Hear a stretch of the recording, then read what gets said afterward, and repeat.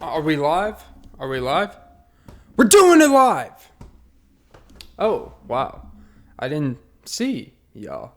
I didn't see the red button that I pressed. It's almost like I was pushing your buttons, knowing that I'm being looked at and observed.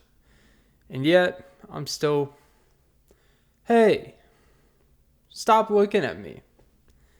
And you realize you're nude at a Babies R Us parking lot.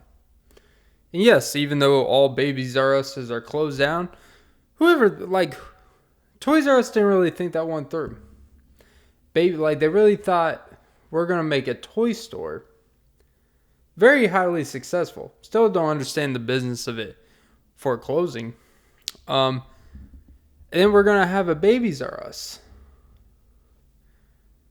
And we're going to overcharge the fuck out of it. But like anything that's a necessity, you can't have people with babies not getting their babies baby stuff. And Walmart runs out of stock, Target, you gotta really, I guess, monopolize the capitalization of honorary statistics. Woo! Welcome to episode 103 of the Often Be podcast. And that was a terrible intro. I gotta admit, I love my new titles. Not really changing the style of the pod. One thing I do is I make it a necessity that every single podcast is going to be an hour more. And it's literally going to be just literally an hour to an hour, 12, 13 minutes whenever my camera decides to shut off.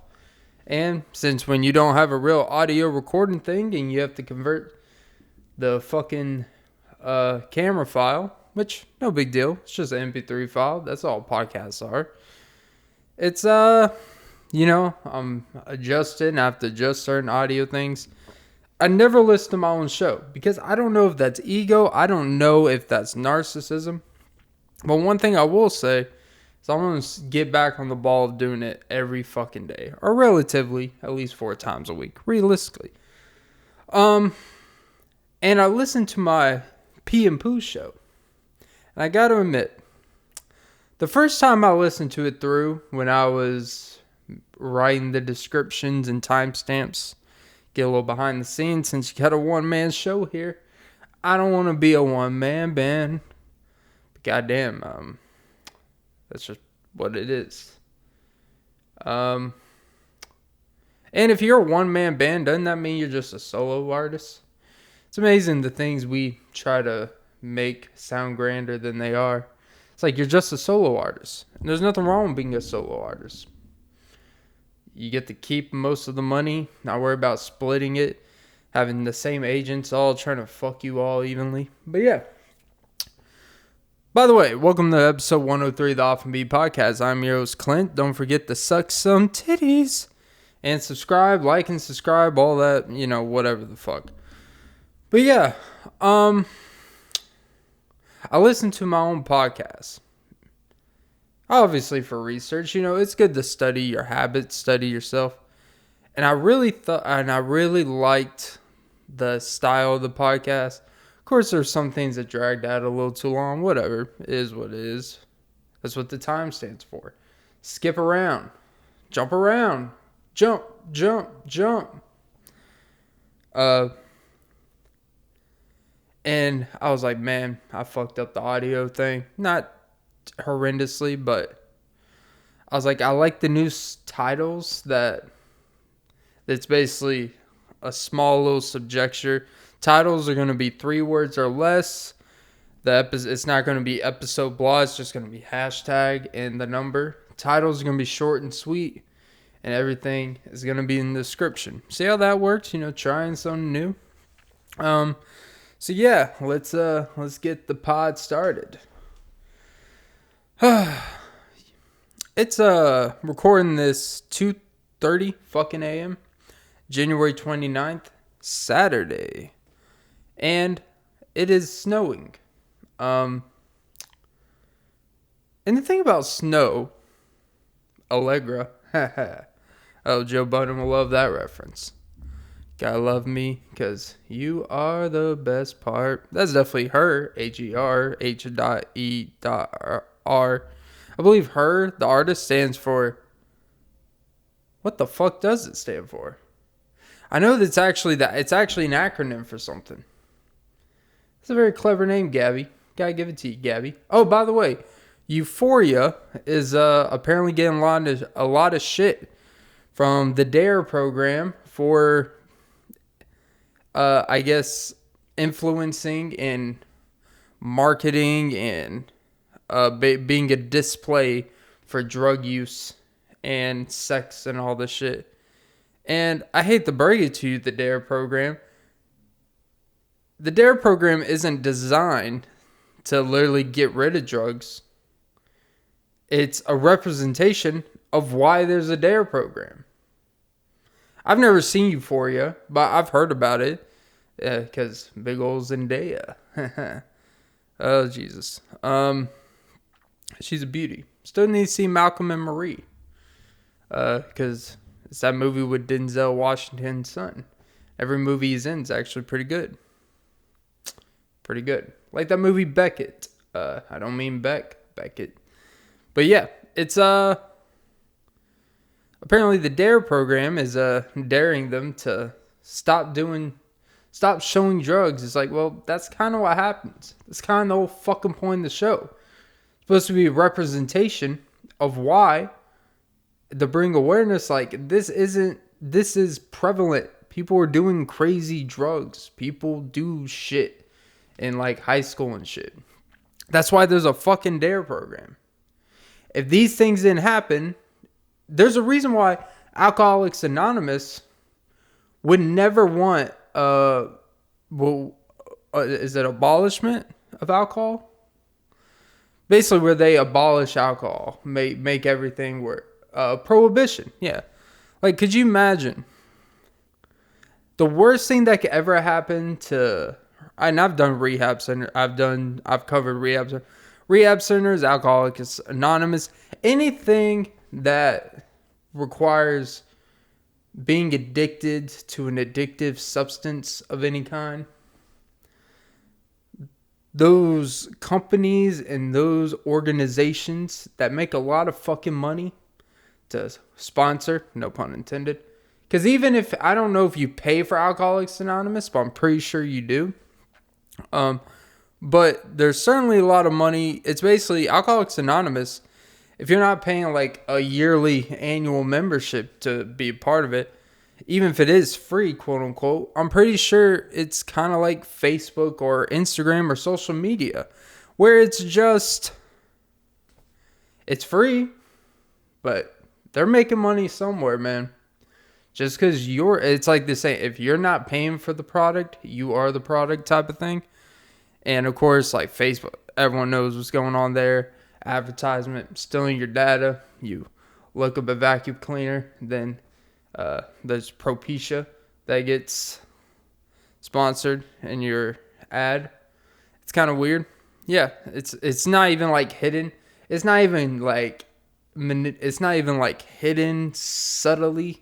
It's not even like, let's give this 10 hours before we naturally suggest this.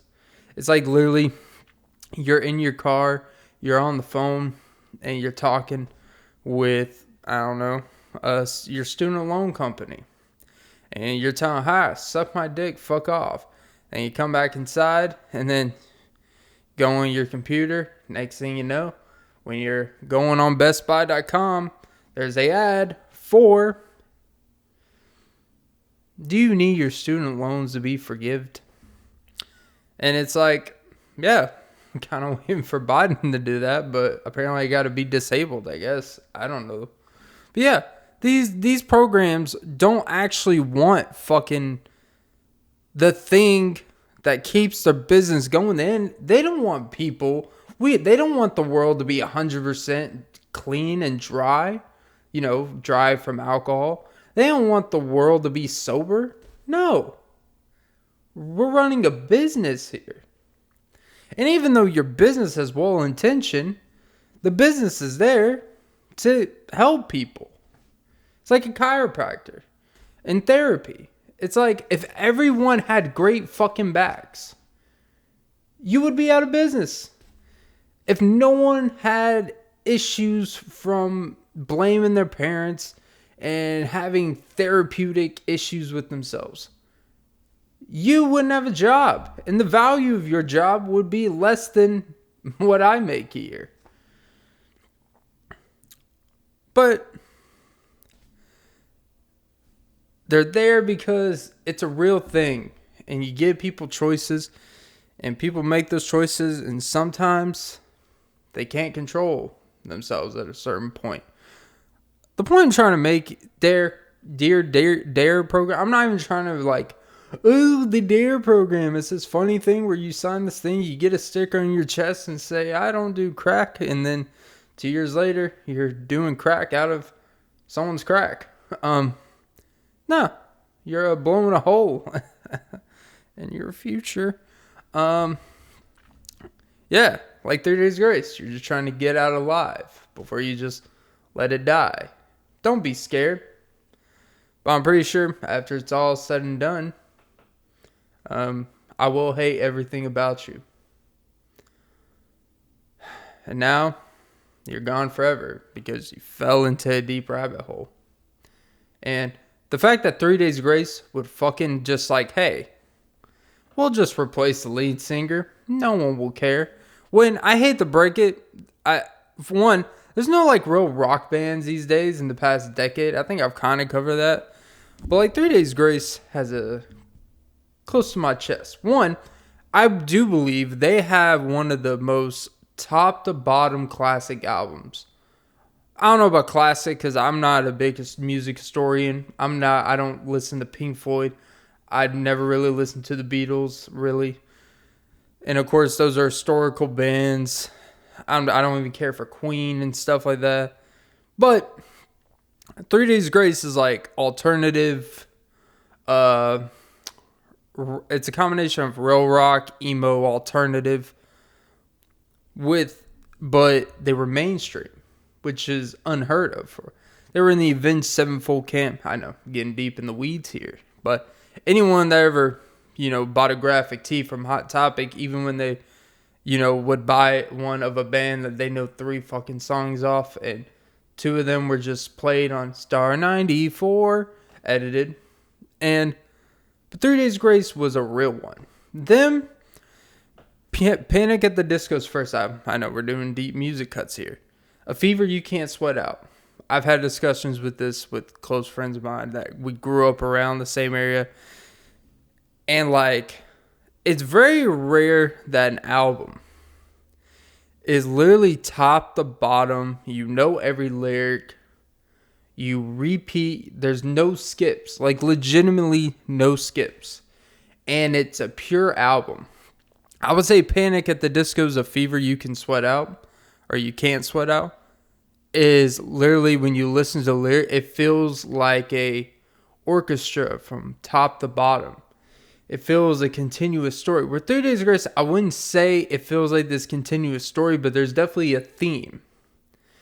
It's definitely, a lot of the songs are about personal demons, pain, literally one of the songs, about accessing parts of yourself that you're ashamed of, and anger, but at the same time, somberness. Like, there's real, like, 1X is one of the greatest albums, I believe, in the past 30 years. Just putting it out there, top to bottom, no skips. And they just thought, the lead singer who has a distinct voice, we'll just replace him with the guy who was in another average rock band, who had like one hit about fucking porn star featuring Zakk Wylde. And they just thought no one will notice the difference. Or obviously we're going to notice the difference, but you can't replace and just put some other average basic white dude to replace him. You just can't. And it's a shame that they just thought, he'll be fine. He'll be fine. Nothing. No one will care. Hey, hate to break it to you, we all fucking care. But it goes to show,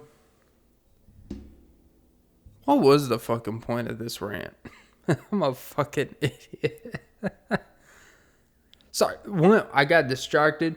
One little thing when I'm in the middle of recording, side note, behind the scenes, I like to record, not when there's like no one home or nothing like that, but I like to record when there's going to be like no interruptions, because the slightest thing of hearing a sink going, of hearing a door, hearing a dishwasher, fucking hearing the bullshit unlock and lock pad, it like makes me stop in my tracks and makes me lose my tracks. But yeah, so I'm not a classic story musical. I'm not going to be having a PBS Ken Burns documentary about the story of 3 Days Grace and Avenged Sevenfold. But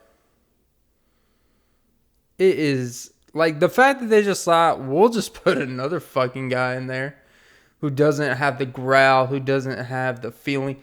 And it's just, I hate everything about you. It's like, oh, it literally just looked like they went to some hard rock cafe, got some guy who, was in a okay band. Like, they do some gigs. They travel from Cincinnati to like fucking the middle of New Jersey. And they make like $100 a night. They make technically kind of a living. But it's not Adam, the original lead singer of 3 Days Grace. I don't know why I went on that soapbox. But that album is special. And they perform great live, which is honestly it's the biggest barometer of what makes, obviously, artists good. And even my favorite current artists in today's music that I listen to, my music tastes have changed a lot because I've changed a lot as a person. 3 Days Grace, like, I can still rock out to it, no pun intended. But I can still really fucking digest them, because when you're in a better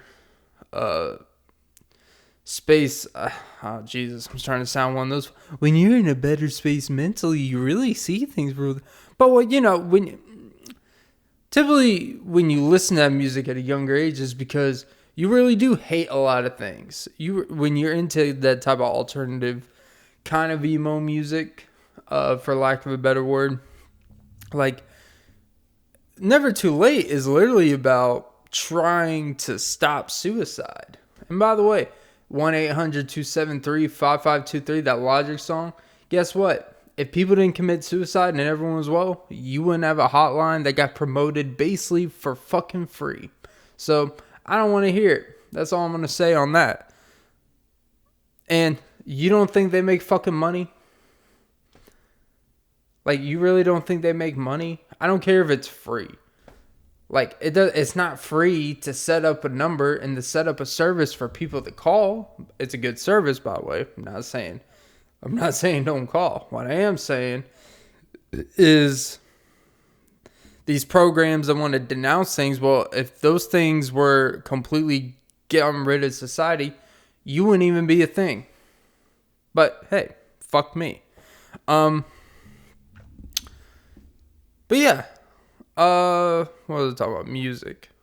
But yeah, when you're like teenagers, typically when your first taste of being emotionally attached to music, I would say when you're probably like, I don't know, like 10, 11, 12, is when you can start like kind of understanding music. And it could be something as simple as uniqueness and distinct sounds. Like for me, and to this day, I notice things that matter to me is essentially, I'm not a big instrumentalist dude. I mean, I can acknowledge when it sounds great. Like very few, like I hear a guitar riff and I jizz my pants. Like, no, when I hear a man sing a certain note, I jizz my pants. I don't know. I don't really get off on, wow, this is about to sound sexist, but I promise it's not. I don't really listen to women artists. Does that say something about me? I think typically I think typically we guys relate more to guys that sing, and girls relate more to what girls sing. Like, Taylor Swift has more of a female audience, but a male artist can have a female audience. But how many female artists actually have a predominantly male artist? Like, you have One Direction, a pop group, NSYNC, Justin Timberlake, and you know what? I'm a JT fan, but I can acknowledge, you know what?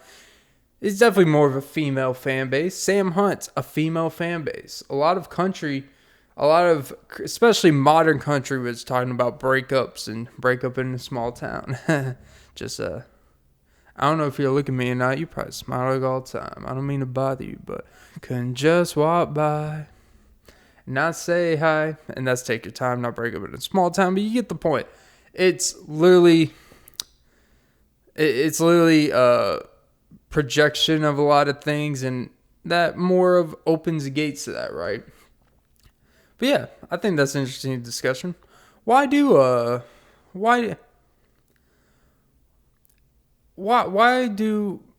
woman artists not really have male fan bases, but a male artist can have a predominantly female fan base? Does that mean women are actually more attached to music than men? I don't know the study on that. Something to think about. That'd be actually a good deep dive to do. But anyways, back to 3 Days Grace and that type of music. I can listen to that music and appreciate it more today, but look at it from a better place where when I listen to like a song like Pain or Time of Dying, like I don't actually feel it, right? But it just sounds good. Sometimes music just sounds good.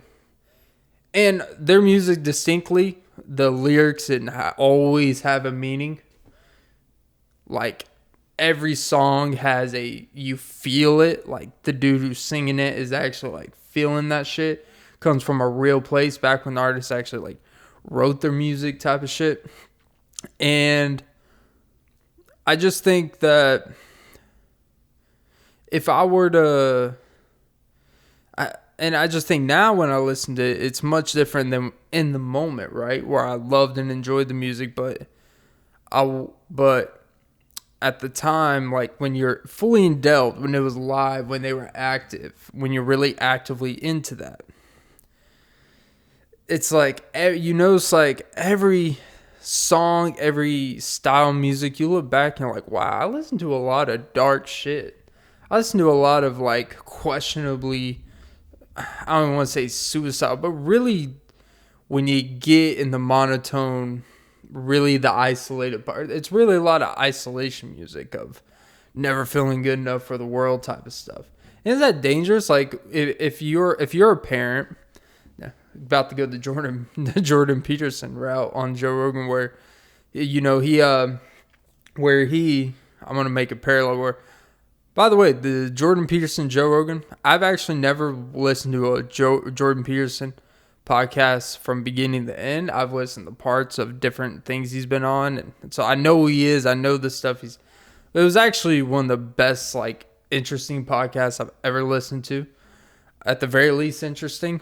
But there was a part where he said that, I believe, like, his son, he has a couple daughters or whatever. And when they were children, this was years back in the day. And his daughters were dressing up him, meaning his son. His daughters were dressing up his son. They're just playing around, dressing him in dresses, princess, blah, blah, blah, And him being an intellectual overthinker, and that's a compliment because he's not just an intellectual overthinker. That's honestly being disrespectful, and I don't really care to be respectful, but in his case, I do. I would say he's everything he feels it connects and is gonna lead to something 20 years from now. And I'm not going to get into transgenderism. This is his view type of stuff. But he saw his son being dressed up by his daughters, playing around. And he went to his office and literally sat there for hours and hours just thinking to himself, is this problem? Is this going to lead to him being this? And is this going to change? Is he not going to know how to healthily, whatever? And then he came to his senses like, you know what? It's probably going to lead to nothing. They're probably going to dress up. He's playing with his sisters, legally playing. And he's just dressing up. Same way a dad would, put on a little princess crown, have a little tea party with their daughters. Like, it's not, not everything is that deep. But, of course, in the current times where, will this lead to my kid struggling with their identity? So you don't want to be a girl and stuff like that. Like, I get it.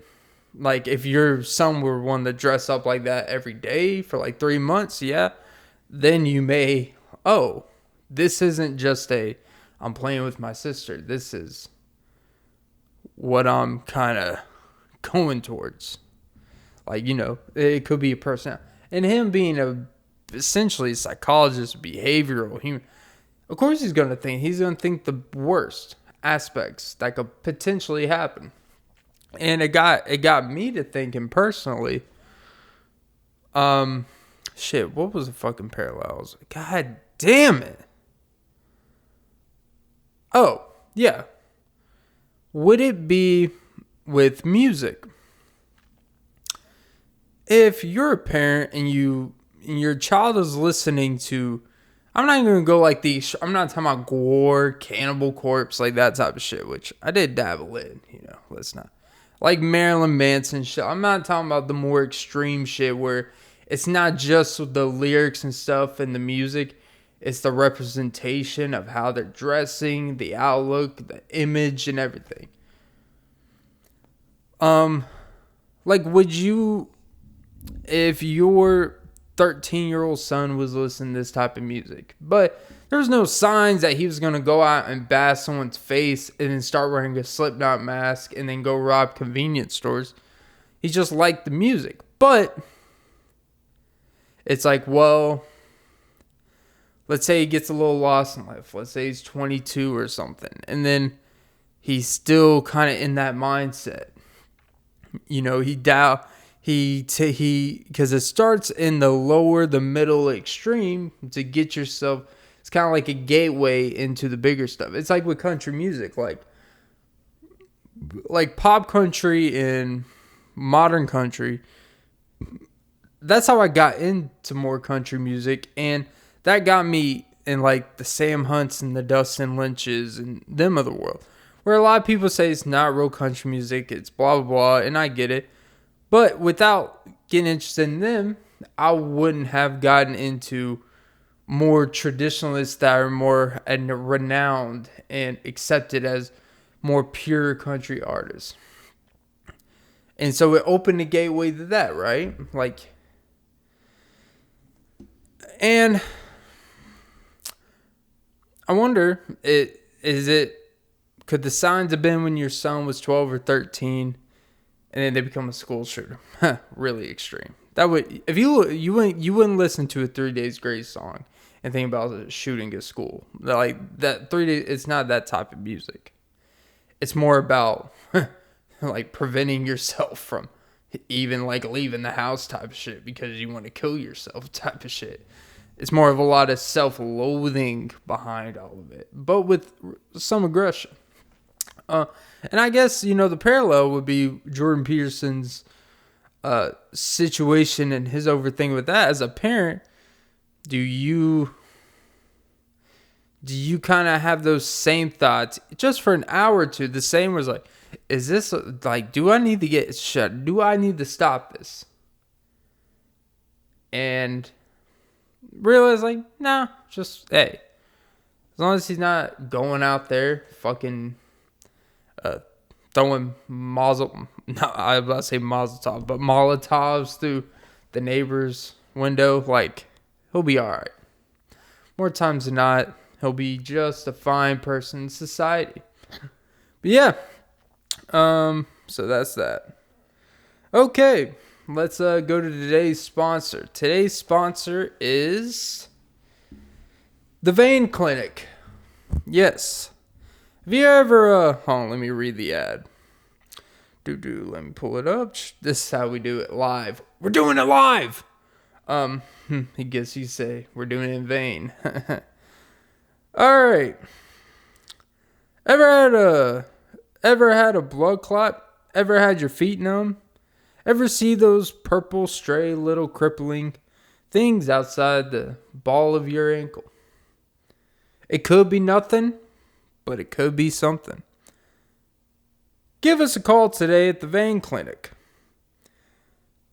The Vein Clinic is here to make sure that... What does that say? The Vein Clinic will... I feel like Bill Burr reading an ad without the hilariousness. The Vein Clinic will make sure you can play with your kids when you're 50. I mean, like, well, hold on. Well, I mean, like, I don't know, unless you had a kid at 44 or something. Most people have kids when they're like 25, 26. Well, yeah, not me. But even if you have a kid at the ripe age of 35, like, you're not really playing with your kid when they're 15, Which, by the way, Michael Jackson used to call his own sister a hog when she was going through a weight gain. So, for all the ladies who want to go out there and defend Mike and praise Mike, just remember, he called Janet Jackson a hog. And I'm not saying it's funny of making fun of your sister for a weight gain, but that's such a weird... That's definitely like an immature thing.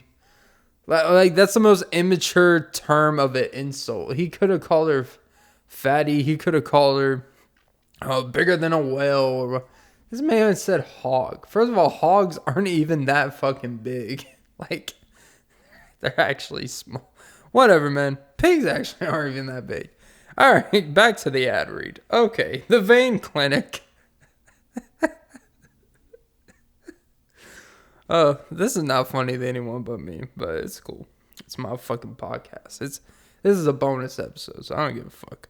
The Vein Clinic. Let's skip along. I don't know if they're gonna like me skipping around their own fucking ad read, but it's not like they're giving me millions.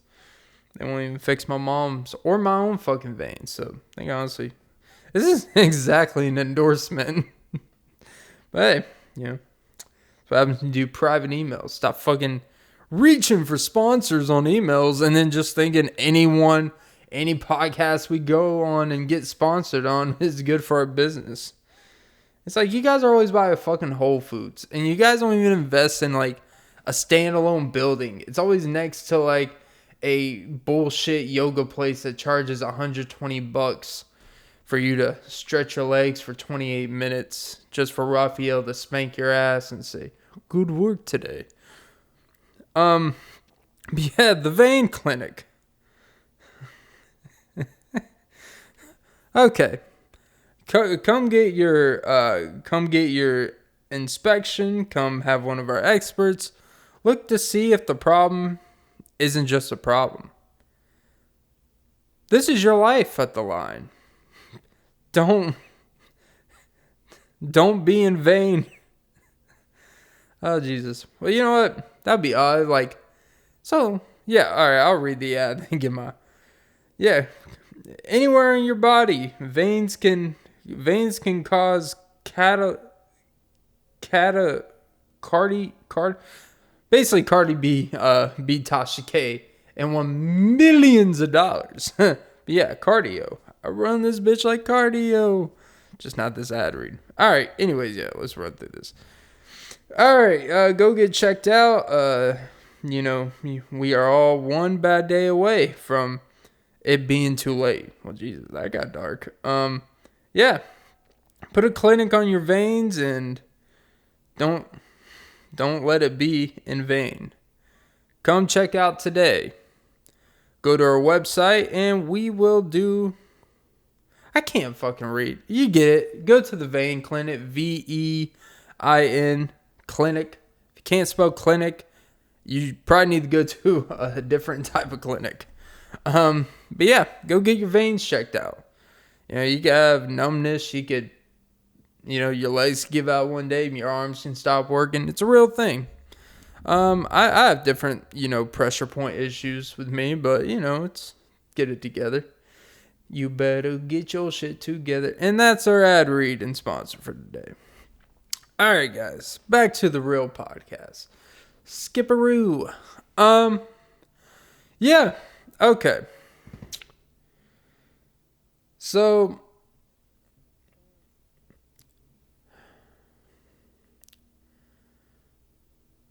have you ever, I like how I'm saying have you ever, like you can directly respond like you're in the fucking audience, like you're Bradley Cooper and James Lipton on Inside the Actor Studio. It's like, have you ever thought, why?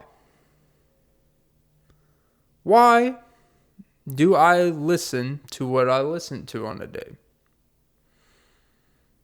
Why do I listen to the music I listen to? Why have you ever broke down the podcast you listen to?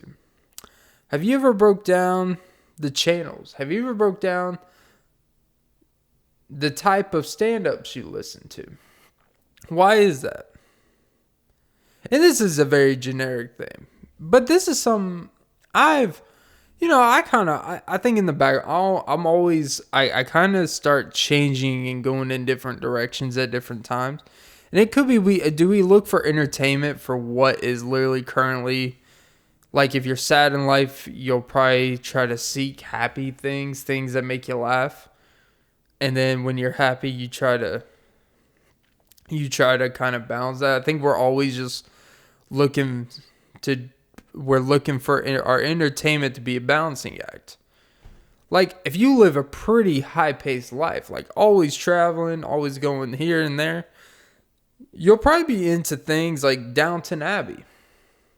You'll probably be into very slow burn stuff. But if you're someone who lives a pretty mundane, you go home, you wear socks around your own fucking place, double socks, you're probably going to be looking for like fucking The Debt Collector on Netflix and part 2. You're going to be looking for a little bit of a race. You're probably going to be watching Die.Hard, Money Talks, The Last Boy Scout. You're going to basically Bruce Willis. About Bruce Willis's films in the past like 12 years. Not 12 years. More like the last 6. It's the definition of showing up for a check and you can do an act any way you want. And everyone in that scene and everyone that's involved with the movies knows they can't do anything fucking about it. And you just go up there and you're doing some extreme bullshit reactions. And they give them the laziest part. They put no effort in the stunt double. And there was this movie he did. I think it was called Point Blank. But it was a movie with Frank Grillo. Where basically Frank Grillo is a bank teller. He works at a bank or whatever. The bank gets robbed or whatever. But at the beginning, he's his neighbor, but he's like a former mercenary in the army. But, they don't really know anything about him. But they just know he's a former vet. And from behind in this camera angle, they just show this bald dude doing pull-ups like a jacked Patrick Willis would be in his prime. Like DK Metcalf, but a white version, obviously. They got this bald dude doing fucking pull-ups. Overhand, perfect form. This dude probably does CrossFit, which means he's probably going to pull a groin in 3 weeks. And they just show, I was like, first of all, and then it's then you see Bruce Willis where it's first of all, not that he has a bad body, but he's definitely not doing pull-ups. He's not in the Die-Hard shape anymore. They made the dude doing pull-ups look more in definition and in better shape than Bruce Willis in any of his prime movies of his action career. Die Hard, Pulp Fiction, all that shit. And he wasn't good. And, that's when maybe I just don't think he has it for acting anymore. Which, look, it is what it is. He basically just does Redbox movies, Netflix BS movies, gets a check, and calls it a day. But it's like, Jesus, like the low effort on the stunt double. It's like the scenes that, like, I don't have to believe for, and there was nothing the rest of the movie that would make you even need an ounce of belief that, oh, well, those pull-ups really trained him for this moment, because they didn't put him in any real action scenes until near the end, where he shoots some guy while he was camping in a bridge while the Frank Grillo dude did all the work chasing this dude around, and Bruce Willis like, got him, bitch. I saved your family. He's like, well, thanks. And then they show him in the ambulance, and then they show him sending them off in the ambulance like, you did good. It's like, what the fuck is this? It's like, Jesus Christ. Like, I'm not saying shit on the guy, you know, but look, we have eyes. I don't know, man. It is what it is. How would it be if you were an actor and went on a movie set and you're working with a legendary actor that just, they either don't care to really put effort, they're picking shit literally just for the money or quick work, and because their name and because the leverage, and they know them technically being on the movie, being the main actor on it, even if they're only in, if you combine everything, 12 minutes of the hour and 38-minute movie, there's nothing worse than when they have a character on the cover poster as the main guy. He's like 1A, and then they make the smaller pictures for the people that are actually in 95% of the fucking movie, but the one guy's in it for 12 fucking minutes. And that's what Bruce Willis was. Look, he's earned the right. Like, he's earned the right to have, you can't really do it in football, but he's earned the right to have like the Kobe, you know, rest in peace, the Kobe last season, where it was a lot of the season, he's really just trying to stay, he was really doing a lot of rehab to stay. They didn't make him practice. They didn't make him do any of the, they didn't make him do like show up to any of the voluntary shit. He showed up to training camp whenever, you know, it's like, all right, I'll show up to training camp. Our team sucks ass. That was like a year they won 27 games. The last game of the season won 6. Like, to prepare for every game, he had to fucking do like 6-hour routines, eat this, train this, do this. He had to like train twice a day before even playing 32 minutes in a game. And Bruce Willis has earned that. He, you know, I guess when you get to that level and you've already done everything, and I'm going to assume he doesn't really need technically the money, but at the same time, I don't think he'd be doing these things if he was that well off.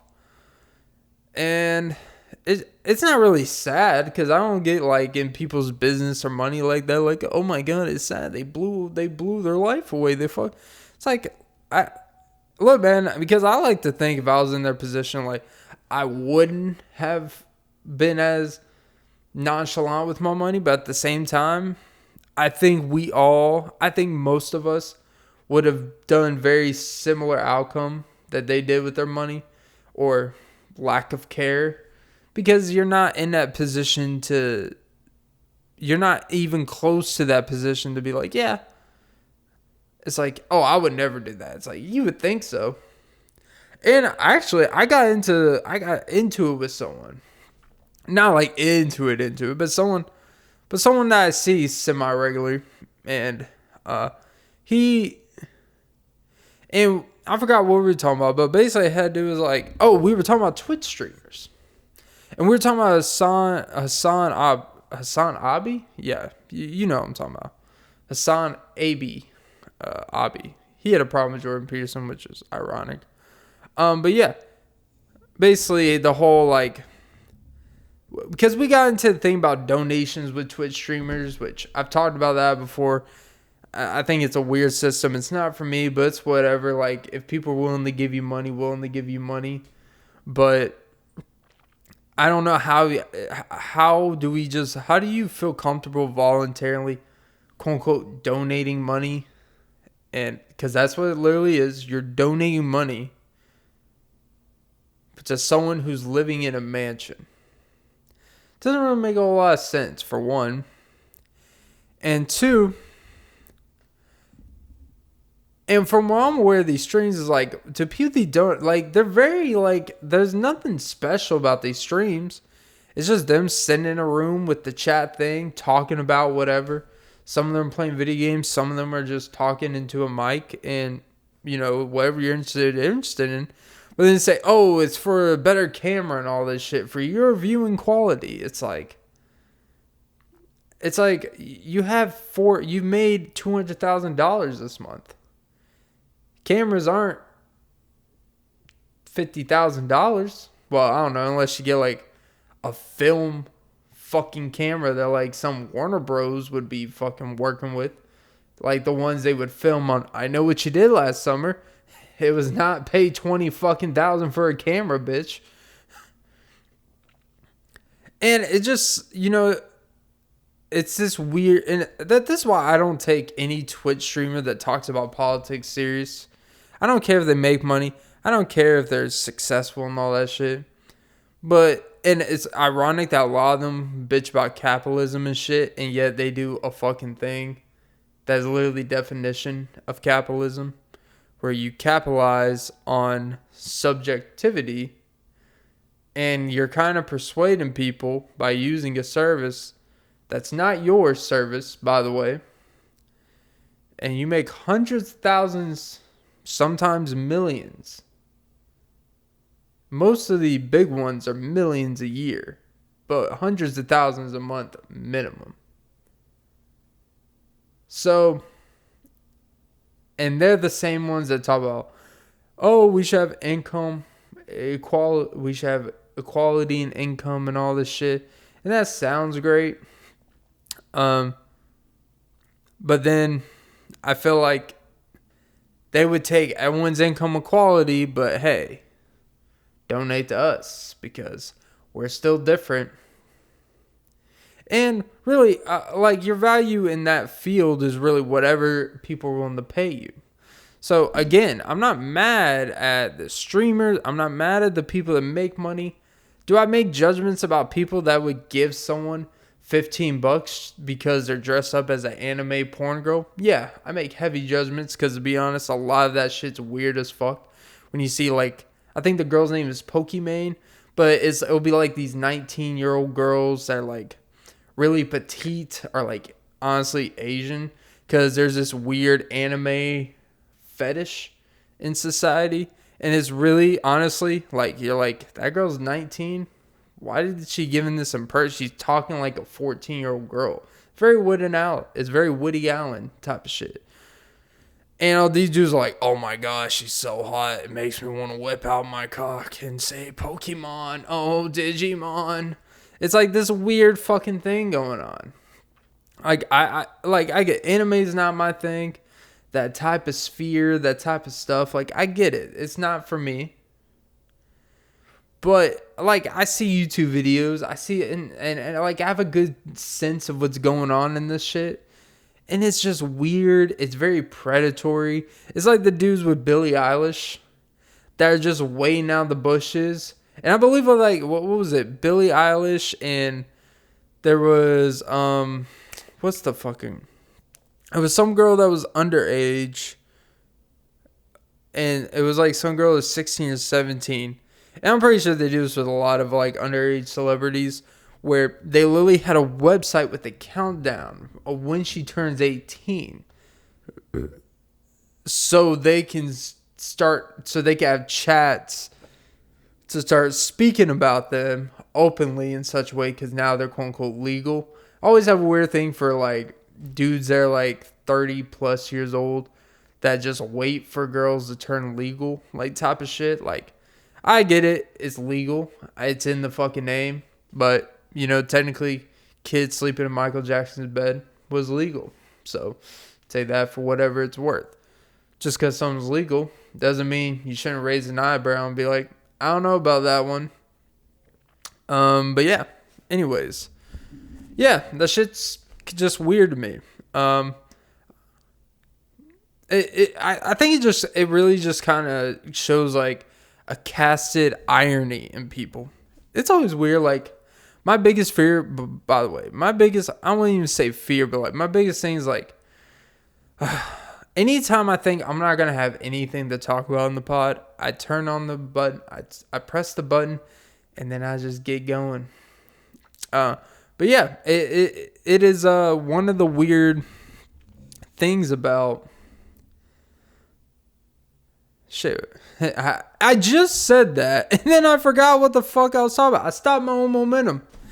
Oh, Jesus. Oh, yeah, it's a casted irony that I think what you see, and I would like to say, I don't even know if I'm millennial, Gen Z, but I would say people that you see between the ages of, I guess, really 16 to like 28, 29, and honestly now it's even like 30s. I think really it's like a good 15-year range you could capture people. Is that they want, it's not just having your cake and eat it too. It's not just wanting your pudding and still feeding, your grandmother is about to die in 3 days in the hospice home, like type of. It's like you're just kind of feeding a dying. Well, damn, that took a dark turn. You're just kind of feeding a dying breed. But it's fascinating to me because when you see this, and I think when you hear, here's what I think, like YouTube and Instagram and all this stuff has influenced all this stuff in a direction, is that it has made, it's not even, I know what I'm saying, it's not, it's a lot of qualification to get to the fucking point, Clint. Get to the point, Clint. It's not just virtue signaling on certain subject matters. It's really even something to me that I actually think it's really problematic. It's people that aren't even aware of what they're doing. Even though I believe a lot of people that are out here talking about politics and stuff, and they really think they're just talking their left to right wing bullshit. I think they know exactly what they're doing in terms of causing a stir. They're saying certain things that they don't necessarily believe in. But they honestly don't even... But I honestly think some of them don't really know what they believe in. And they believe in what they're taught. It's kind of like... It's funny how... Do you remember... Again, do you remember... Like, I have a crowd here. Do you remember, like, I remember distinctly in 7th grade. Because I remember the middle school I was in. I remember it was when Obama was elected in 2008. Big deal for a lot of reasons. First black president. First Democrat. Since I think Bill Clinton was the president. Like, it was a pretty big deal for a lot of things. It was historic. It was beyond a big deal. It was historic. I remember going to school, and I remember it was this. It was a literature class. We were watching The Outsiders. Pony Boy. Apparently, it had an all-star cast. It was basically the Expendable cast or Ocean's 11 type of star power, but like when the 1980s with like big stars when they were like 14 and 15 before they aged. Like Ben Affleck was randomly in the fucking movie, I think. Had like Ben Affleck, you had Tom Cruise was in the movie. You had, Corey Haim, all like plenty of name. Rob Lowe. Like a lot of fucking names. But I remember going to class, and it was like the week or day after it was official. And teacher's like, okay. Because every time before class or even comments, or someone would make comments about something, because, it's 7th grade talking about politics. That's what the world needs. But those are the same people that grow up and they're on Facebook, or they have their own channel talking conservative right-wing media or lefty liberal, whatever. The same people growing up and doing that.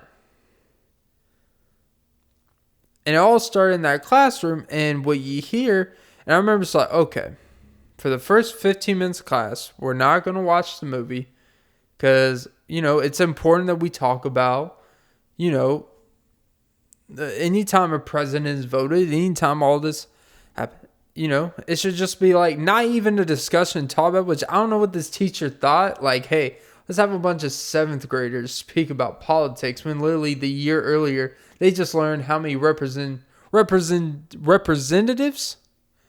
I was about to say, is like literally a semester earlier is when I learned about how many representatives are in the House of Representatives. How many represent a Senate? Oh, for one every 500,000, that's the House of Representatives, and you have 2 for every state, no matter the fucking population.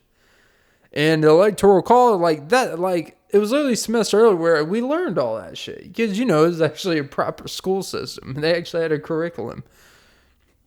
And I remember, and they're like, you know what? You guys are ready. Let's just open the books. And I remember there was this, it was basically one corner of the room that were kind of friends. And they all lived in a very above, pretty high class area. The school was a pretty high class area. Most kids came from like a little bit of wealth or at least some type of like nice, basically they lived in one of those like gated, not even gated, those fucking neighborhoods that are like 4 miles fucking long and they have a golf course and call it community. It's like, all right. But where all the fucking mailboxes, half the houses, they don't even cut their own yard. They literally have a lawn service for the whole fucking neighborhood. That HOA. And the whole class was just, most of the class, it was just be this one corner. Well, it's problematic because he's just going to cause, we're going to have World War III and all this shit. And they're like, and then like, I think there was like 3 black kids in the class. I was like, or do you just have a problem because black? And then do it because it's black. It's because is he even a citizen? That whole thing.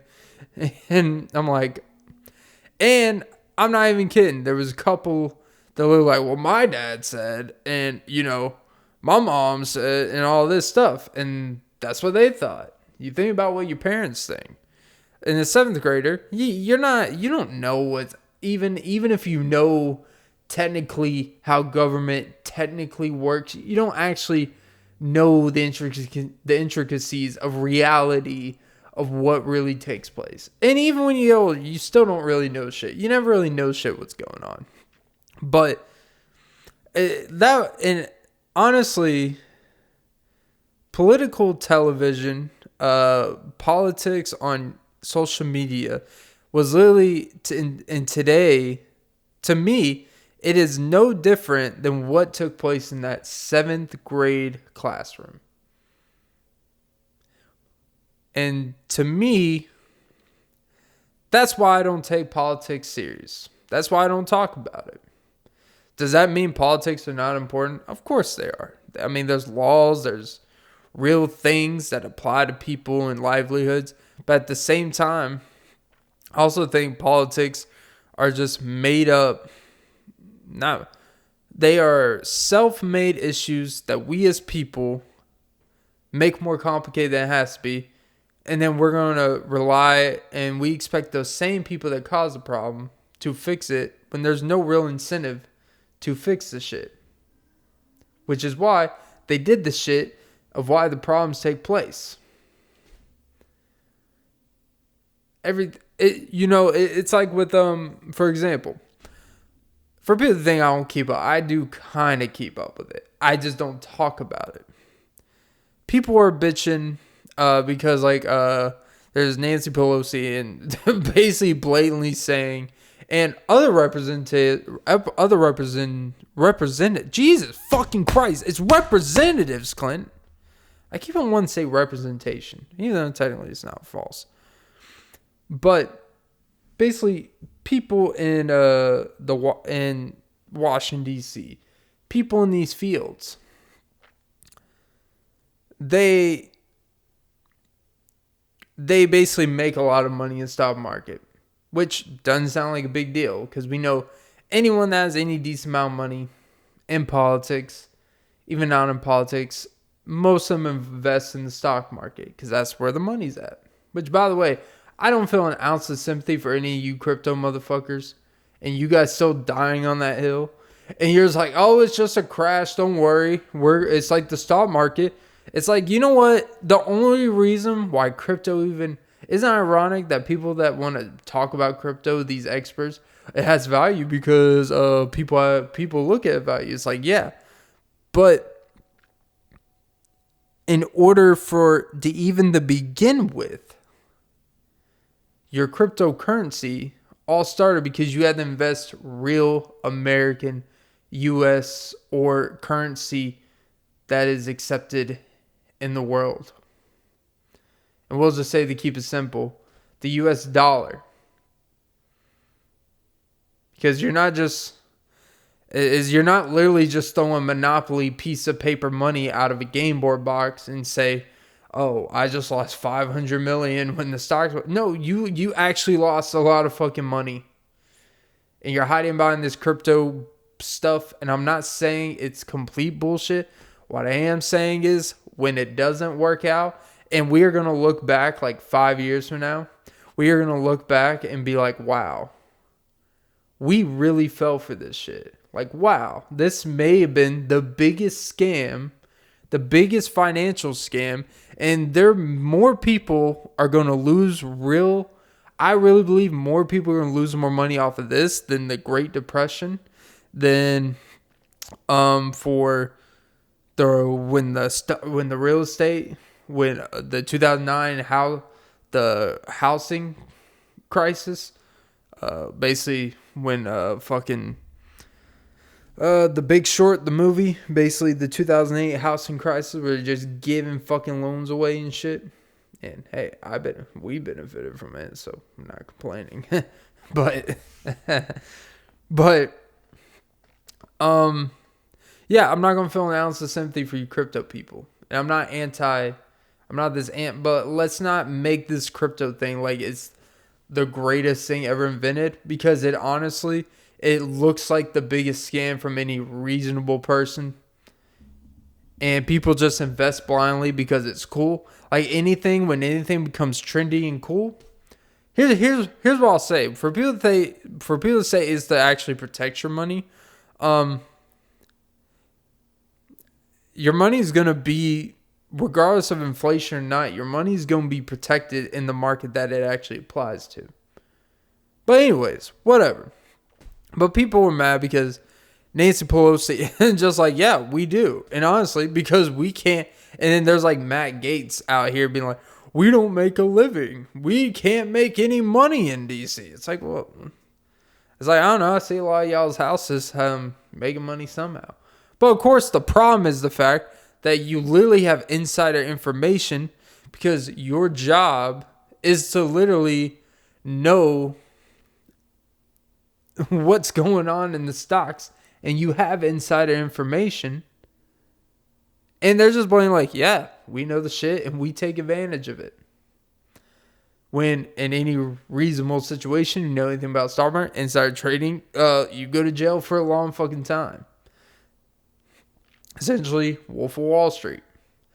That's like the max level. In most scenarios, it's really like, oh, I got a tip on this, and then you kind of get a slap on the wrist, go about your day, depending on how much money you could pay, but whatever. Like, typically, if you have money, you can get out of it, which is kind of the whole point of the point. But yeah, like, when you see stuff like that, like, what are you going to sit there and get mad and punch your bed and punch the wall for? It's like, yeah, I'm not surprised. It should honestly motivate you to get to her position so you can take advantage of that. Wait, you think if you were in her positions, like what I was talking earlier about the money thing, we all like to think we wouldn't be the one to blow all of our money? But you know what? If you were in her position and it technically wasn't illegal to do what she's doing, it's just more morally wrong, because she basically spoke about it like, yeah, we have to make a living doing this. This is how we make money.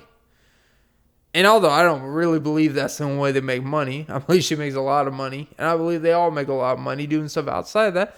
But if you can make a lot of extra money doing something that you literally don't have to do anything for, that's called passive income. It's fucking, you're an idiot not to do it. And if you were in her position, you would do the same fucking thing. And I'm not here caping for it. What I'm saying is, we would all fucking do it. And you wouldn't change a single law to prevent it in the future. Absolutely not. You know why? Because you're going to live in that Jeff Bezos mansion. You're going to live in the Weeknd's mansion. You're going to live in Drake's house. And you're going to live in Drake's palace. Because the palace ain't for kids. And you're going to be like, is it really that bad? Because guess what? As humans, human behavior, we will always justify when we benefit the most. Crazy. So, let's end the pod there.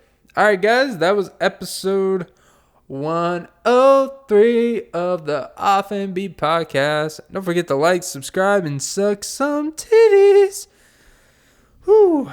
Making it big around here. I'm liking the angle. Hopefully the audio is a little better. Changed the audio on the camera a little bit. So we'll see how it goes. Alright, guys. Yeah. Moral of today's episode is like what you do. And my hands are dry as fuck. Really dry. Reminds me of that from that cartoon. It's like a cartoon, I think it's from like Osmosis Jones or some one of those like shows like from 2005 that was actually kind of fire. It was this